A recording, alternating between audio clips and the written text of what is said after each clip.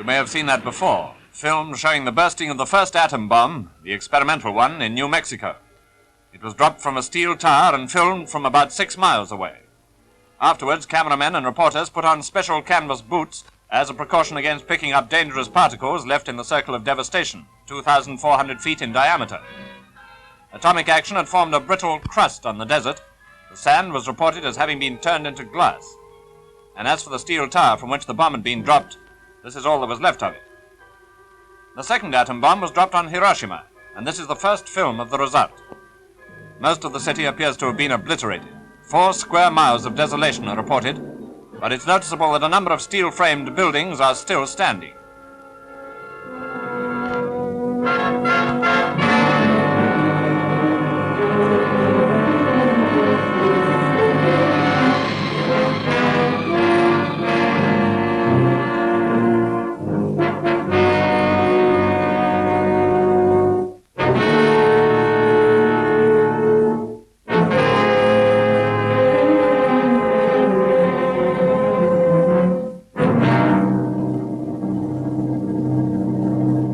Nagasaki was the target for the third bomb, which was delivered 3 days after the attack on Hiroshima.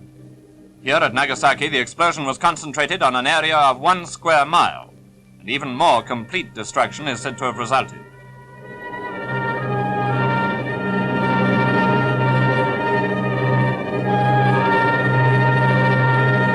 In Tokyo, the Japanese capital, the very widespread devastation was caused not by atom bombing, but by a number of heavy attacks by superfortresses.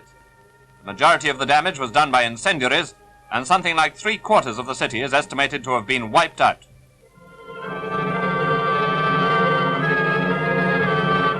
Near the Emperor's Palace, which suffered only minor damage, Japanese subjects were still prostrating themselves, although the Son of Heaven proved quite unable to protect them from disaster.